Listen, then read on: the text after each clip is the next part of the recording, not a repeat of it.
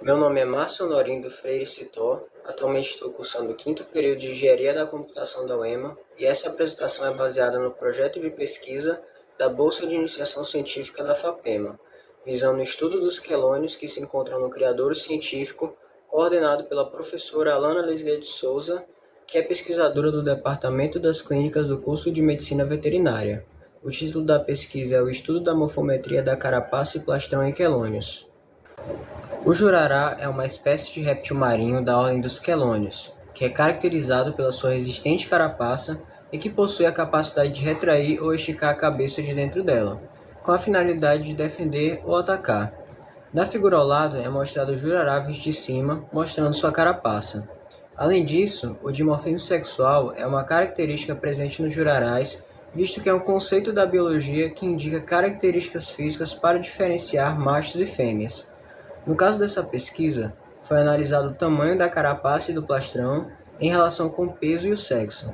Por fim, pode ser utilizado um sensor para obter a força de mordida do jurará e assim adicionar uma característica a mais na diferenciação sexual.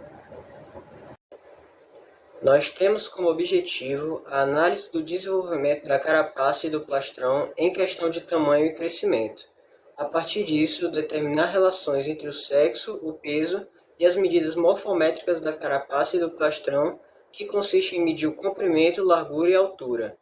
O complemento dessa pesquisa foi a utilização de uma abordagem inédita, um sensor de pressão piezo-resistivo, para analisar a mordida do jurará com a finalidade de adicionar essa característica no dimorfismo sexual e conseguir relacioná-la com as outras características.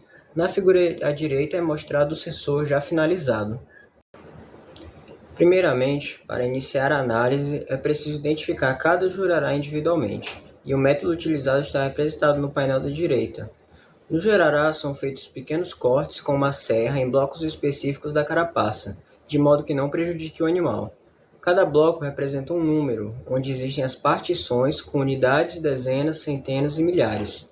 É necessário somar os cortes de cada bloco para obter o número de identificação do jurará.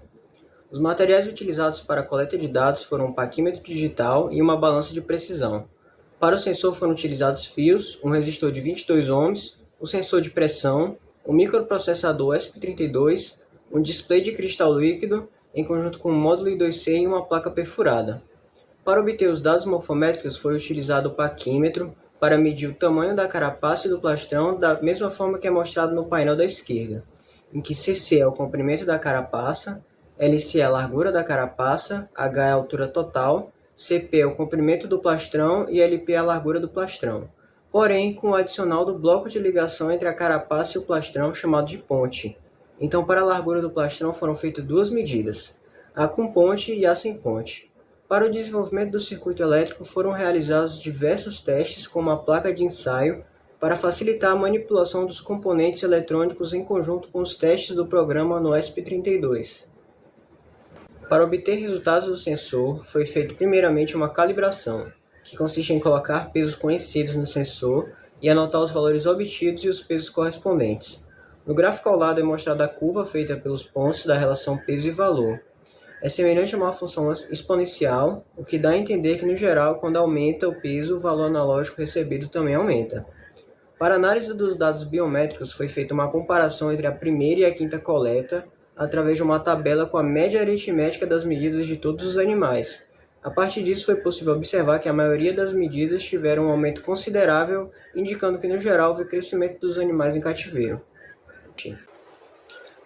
Para finalizar, houveram problemas que em futuras pesquisas podem ser melhorados, como na calibração do sensor, em que alguns valores saíram do padrão, como foi mostrado no gráfico do slide anterior, em decorrência da imprecisão da tensão recebida pelo ESP32.